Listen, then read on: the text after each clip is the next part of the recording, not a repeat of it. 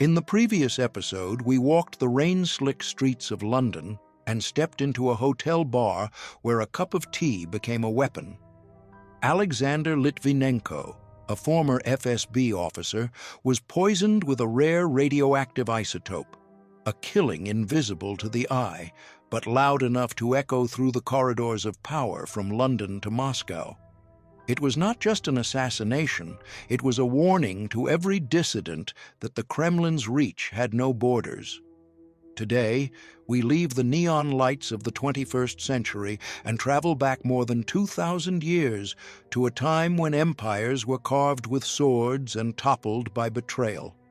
Imagine a ruler who calls himself King of Kings, his empire stretching from the Mediterranean to the mountains of Central Asia.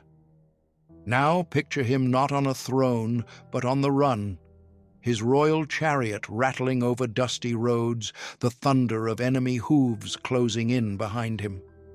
Around him ride his most trusted nobles, but their eyes no longer hold loyalty. What Darius III didn't know was that the deadliest blow would not come from Alexander's spear, but from the hands of his own men. He was not born to be the king of kings. Darius III, known at birth as Artashata, came into the world around 380 BCE, a distant branch of the Achaemenid royal family. His father, Arsames, was a nobleman of royal blood, and his mother, Sisygambis, was the daughter of Artaxerxes II. In the vast Persian court, he was a minor figure, far from the line of succession. His rise began not in the throne room, but on the battlefield. During the Caducean campaign under Artaxerxes III, the young Artashata distinguished himself in single combat, a duel that earned him the respect of the army and the satrapy of Armenia as a reward. Later, he was entrusted with the royal postal service, a position of high responsibility in the empire's intricate administrative machine. But the Persian court was a nest of daggers.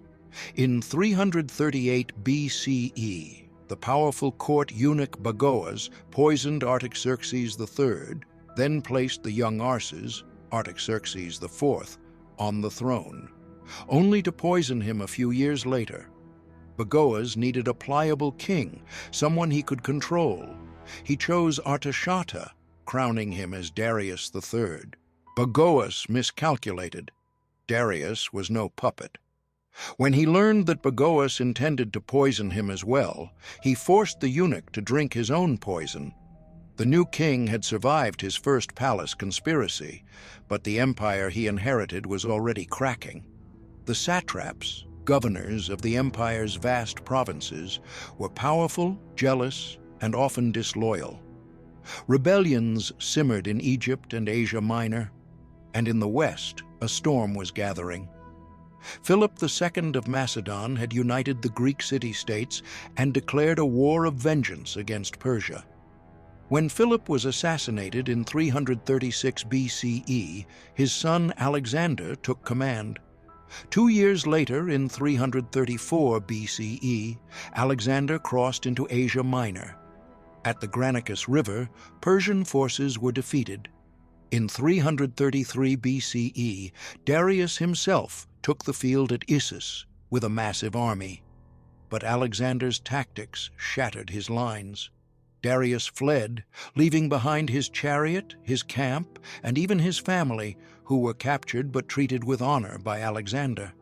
In 331 BCE at Gaugamela, Darius assembled perhaps the largest army of his reign: war elephants, scythed chariots, and tens of thousands of infantry. But once again, Alexander's maneuvering broke the Persian formation. When his chariot driver was killed and he was thrown from the platform, panic spread. The army believed their king dead, and the rout began. The Achaemenid Empire in the late 4th century BCE was still vast, stretching from the Aegean Sea to the Indus Valley. But it was no longer the unstoppable force it had been under Cyrus, Darius I, or Xerxes. Persia was a mosaic of nations, languages, and religions. In the royal capitals, Persepolis, Susa, Babylon. The streets were alive with traders from Egypt, Greece, India, and Central Asia. The empire's strength had always been its tolerance. Local customs were respected, temples rebuilt, and governors often chosen from the local elite.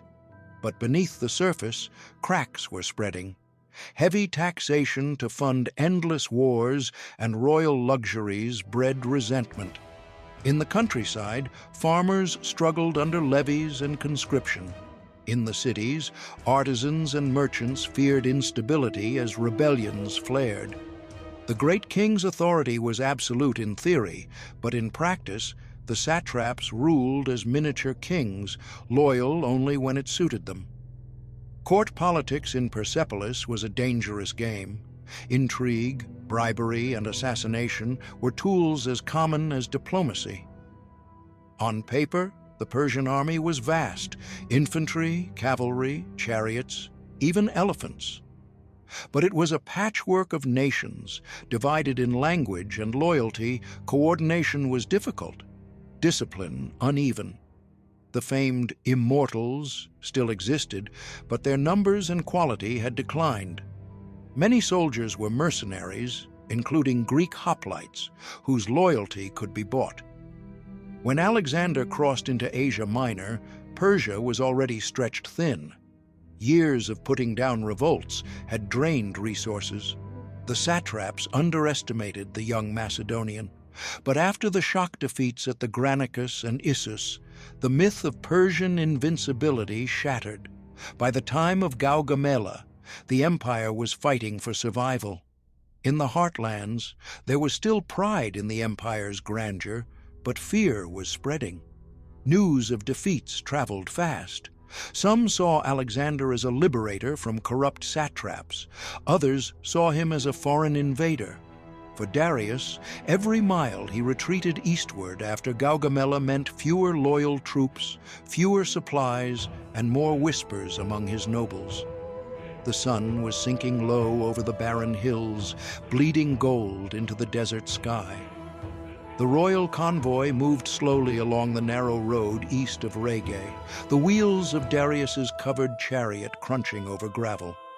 The air was dry, the kind that cracks your lips and leaves the taste of dust on your tongue.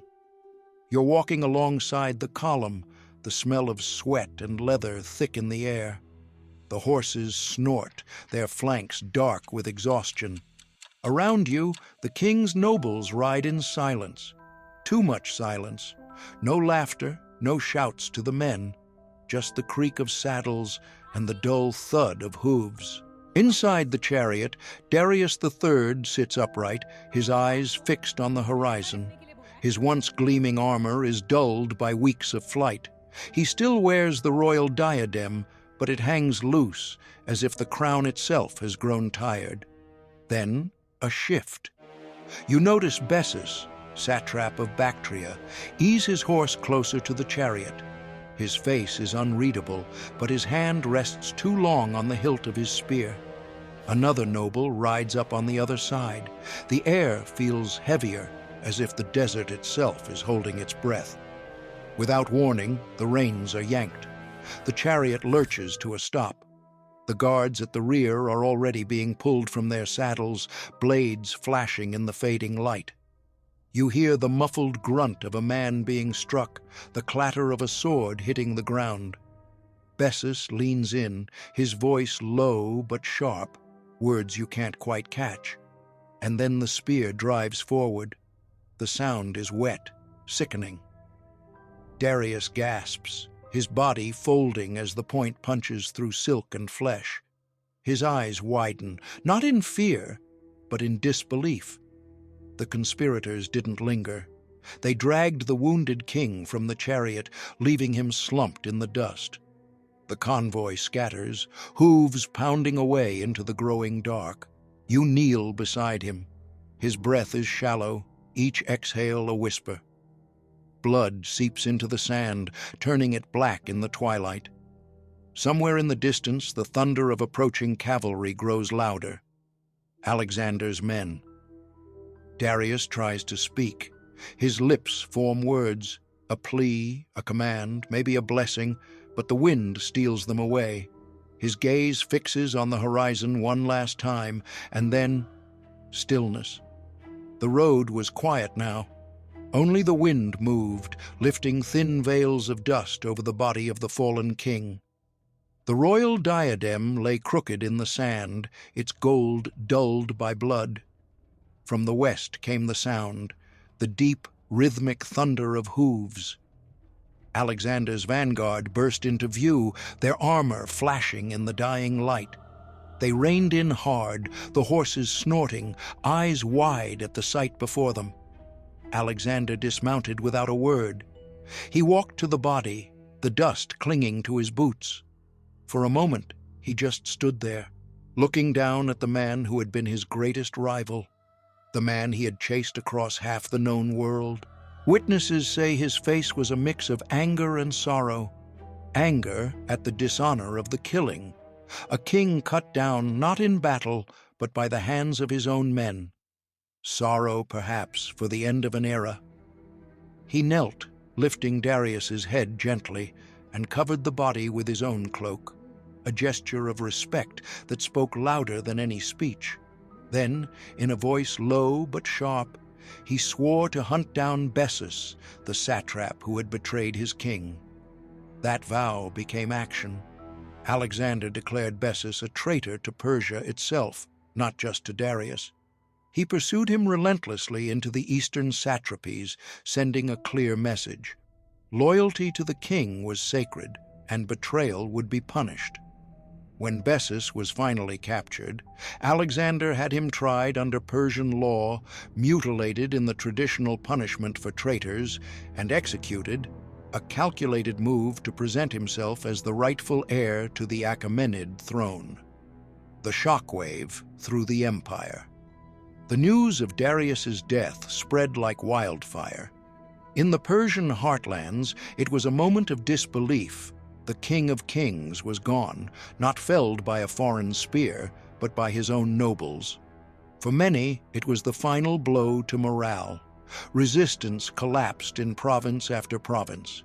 In Persepolis, the ceremonial heart of the empire, Alexander entered as both conqueror and would-be successor.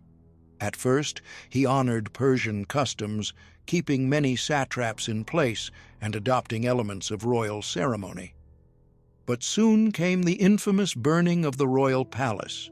Whether a drunken impulse or calculated revenge for Xerxes' burning of Athens, it was a symbolic end to Achaemenid grandeur.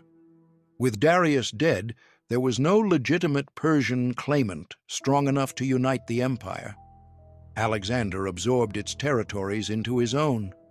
Alexander began blending Greek and Persian traditions, appointing Persians to high office, marrying into the royal family, and encouraging his officers to do the same. This laid the groundwork for the Hellenistic world. The political center of the ancient world shifted westward.